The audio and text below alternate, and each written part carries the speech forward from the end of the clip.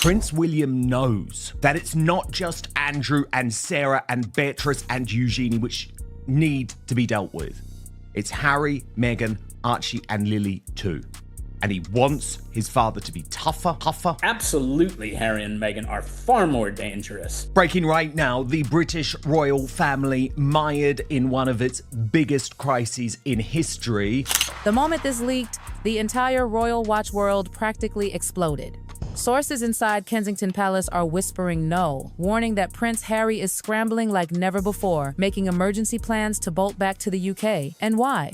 Because William's mission to strip Harry of everything, every crumb of royal connection he's been clinging to is now in its final, ruthless stages. And trust me, this isn't just about blocking Harry from using his titles. Oh no. This is about wiping the Sussex brand from royal history like it never existed. Completely. Brutally. Permanently.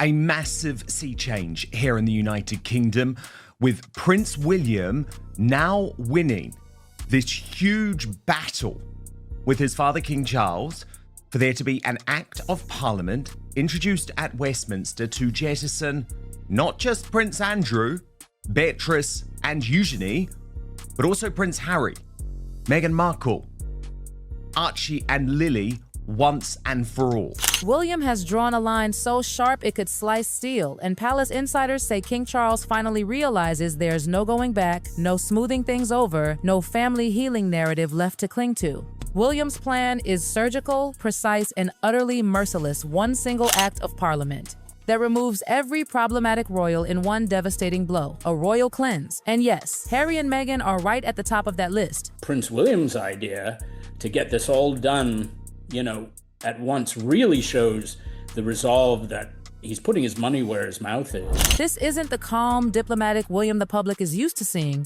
Oh no. This is a William who watched his grandmother's last years crumble under the pressure of Harry and Meghan's endless attacks. A William who saw his father already weakened, already fragile, fighting cancer while still trying to play peacemaker to two adults who didn't want peace. And this William has simply said, enough. Today, I can confirm plans by the heir to the throne to strip Prince Harry, Meghan Markle, Archie and Lily of all royal titles as William's fury over the situation regarding the former Duke of York grows. Because William, let me be clear, does not believe his father, the cancer-stricken king, has gone far enough. The timing could not be more dramatic. As Charles battles his illness, undergoing radiotherapy and immunotherapy, the entire balance of power has shifted. William isn't waiting for a coronation. He isn't waiting for protocol. He wants action now, while his father still has the constitutional authority to make it happen. And the most devastating part for Harry and Meghan, they built their entire empire. Netflix, Spotify, merchandising, public appearances, speeches, even jam on those royal titles. Meghan once announced confidently that those titles were her children's birthright, as if royalty worked like a real estate trust. But William? He's about to show her just how wrong she was, and if you look at the numbers, the public sentiment tells the whole story. Over 70,000 people were surveyed on who is the biggest threat to the monarchy, and the answer was brutal. Actually, Meghan Markle is, in their view, the biggest threat to the royal family. 47%. Nearly half the respondents believe Meghan Markle is the greatest threat. Not Prince Andrew and his scandals, not Sarah Ferguson, Meghan Markle, the woman who entered this family just 5 years ago and has been trying to burn it down ever since. While Prince Andrew committed unforgivable misdeeds and, as you say, lied about them, he never set out to do damage. And Meghan Markle certainly had an unforgivable vendetta, a score to settle. And this is exactly the difference William sees so clearly. Yes, Andrew made terrible choices. Horrible ones. But he didn't wake up with a mission to destroy the monarchy. He didn't sit on Oprah's couch pointing fingers at his family and calling them racist. He didn't release a memoir spilling the most intimate details of royal life. Meghan and Harry did.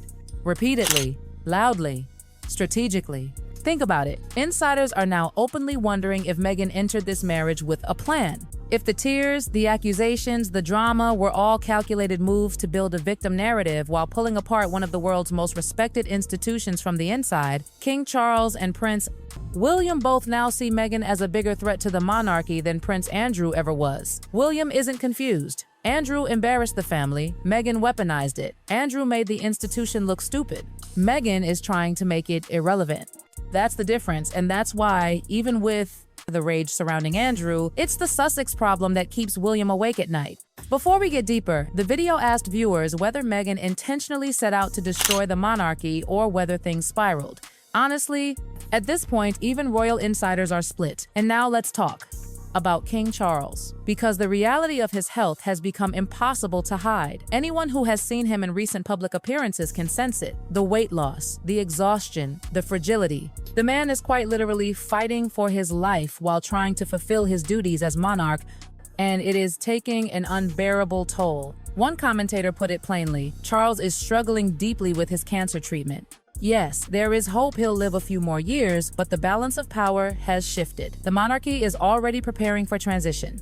But every time Charles opens the door, Harry and Meghan leak details, twist narratives, and use the moments to fuel their victimhood storyline. William sees it clearly. Charles's compassion is being used against him. His illness makes him vulnerable to manipulation. And William knows that his father cannot make the harsh decisions required to save the monarchy, which leaves William to do it. And Harry's betrayal? Many insiders say it's far worse than Andrew's. Andrew embarrassed the crown. Harry and Meghan attacked it. They called it racist. They accused his family of cruelty. They violated the Queen's dying wishes by commercializing their titles. They exposed security details, internal conversations, and private family moments. Some commentators have gone so far as to call Harry a traitor, not merely foolish, but actively betraying the very institution he was born to protect. And now William must clean up the mess. We're now entering the most intense phase of the story, the moment where the monarchy is essentially being run by two kings at once. One is sick, fading, trying to hold on to family bonds, and the other is young, sharp, furious, and pulling the strings behind the scenes. It's a dynamic the palace hasn't seen in generations. And honestly, it's brutal to watch. The insiders call it the pre-succession era. Charles is still the king in name, but William is already governing in everything but title. He's giving the orders, setting the strategy, directing courtiers, shaping the future of the monarchy while his father fights for his life. And make no mistake, William's style is nothing like his father's. One former courtier said something that shook everyone who heard it. This is exactly what Charles did to the Queen when he pushed out her private secretary years ago. And now it's being done to Charles. The irony is almost painful, but it also reveals something deeper, something the public hasn't fully grasped. The monarchy is in the middle of a slow-motion transfer of power, and the people inside those palace walls are reorganizing themselves around the next king even before the current one is gone. There's no space for hesitation anymore. There's no space for compassion-driven decision-making. And absolutely no space for royals who bring scandal, drama, or instability. That includes Andrew. And without question, it includes Harry and Meghan. William is preparing a monarchy that is lean, powerful, and mercilessly efficient. In his vision, the future royal family isn't a sprawling group of uncles, cousins, and half-working royals. It's a tight, streamlined core. Him, Kate, their children, maybe one or two supporting members at most. No excess, no liabilities, no wild cards with microphones. Andrew, unfortunately, becomes the sacrificial lamb. His public downfall isn't just a punishment, it's a message. A warning shot aimed directly across the Atlantic. William is effectively saying, this is what happens when you damage the institution. And I'm not afraid to do worse. Andrew losing titles is step one. The York princesses Eugenie and Beatrice losing theirs next? Very possible. Not because they've done anything wrong, but because William wants a monarchy so polished it gleams. No clutter. No questionable associations. No distant royals benefiting from the crown without serving it. And after that comes the nuclear option: Harry, Meghan, Archie, and Lilibet. Their titles removed, their HRH status erased, their connection to the monarchy severed. The Sussex chapter closed permanently. This is not speculation at this point. This is the plan Kensington Palace is pushing forward with unstoppable momentum. And William is driving it like a king who has already accepted his crown. No softness, no hesitation, no second chances. Because in William's mind, Harry and Meghan weren't just problematic, they were destructive. They were disloyal. They broke the unspoken royal code. The institution always comes first. And William refuses to allow the monarchy he will one day inherit to remain vulnerable to two people who have shown time and time again that they will weaponize their royal ties for narrative, profit, or revenge. This next part, this is where the story becomes truly heartbreaking. Because while William is preparing to protect the monarchy through ruthless decisions, Charles is struggling with something no father, no matter how powerful, can ever completely let go of: hope. Hope that his son might come home, hope that the family might heal, hope that the damage somehow could be undone. He reopened communication with Harry. He allowed private visits. He offered emotional warmth even while undergoing treatment.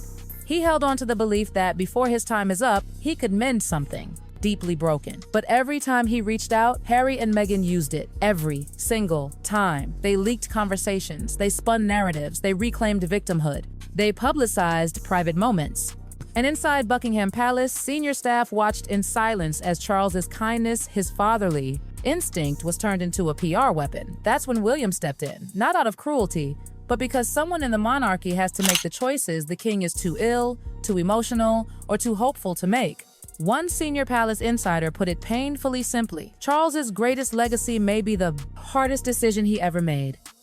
Choosing duty over his son. That is the weight of this moment. A father battling cancer. A son thousands of miles away. A monarchy on the edge of a new era.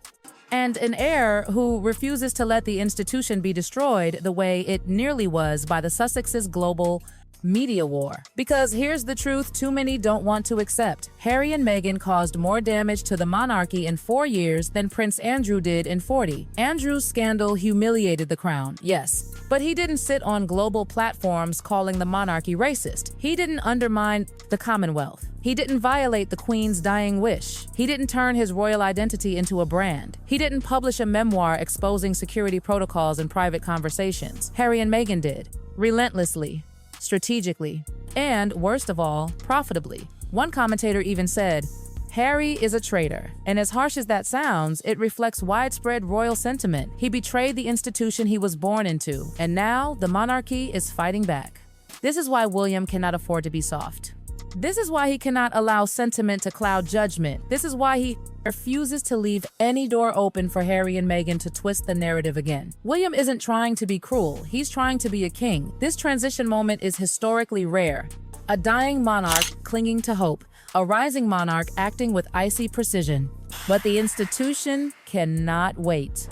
The monarchy doesn't have the luxury of emotions, not when its survival is at stake. That's why the decision to strip Andrew of titles isn't just punishment, it's a demonstration, a performance of power. A message carved into stone: we still have a backbone, and it's not Charles's backbone, it's William's. While Charles fades, William rises. While Charles seeks reconciliation, William seeks stability. While Charles hopes, William acts. And that shift, silent, uncomfortable, inevitable, has sent shockwaves throughout the royal household. Andrew is being used as a public sacrifice because William wants to show the world the monarchy will not tolerate threats anymore. And behind that very public punishment is a second silent warning aimed at Montecito. Harry and Meghan, look closely. Because what's happening to Andrew? It's coming for you next. William is preparing a kingdom with no room for emotional weakness, PR warfare, Hollywood ambitions, Instagram royalty, or self-made victims. The days of indulging rebellious royals are over. His monarchy will have no room for weak men and no room for indulgent brothers, and definitely no room for anyone who uses the crown as a business model. William saw what happened to his grandmother in her final months. He saw what happened to the Commonwealth. He saw what happened to the monarchy's global reputation. And he refuses, absolutely refuses, to let that happen under his rule. So the structure of the future royal family is being built now. Quietly, brutally, efficiently. Andrew, gone. Eugenie and Beatrice, likely cut. The Sussexes, stripped. The titles, removed. The door to return, permanently closed. Harry and Meghan will be reduced to what they truly are without royal elevation. Harry Windsor and Meghan Markle. Two former royals living in California with fading influence and a brand that can no longer feed off the monarchy. They once mattered globally. They once had royal power. They once had access, privilege, and generational status. and they chose to throw it all away. Now, the monarchy, under William's rising leadership, is about to take the final step to ensure they can never use what remains of those royal ties to harm the institution again. That's the brutal truth. This part concludes here.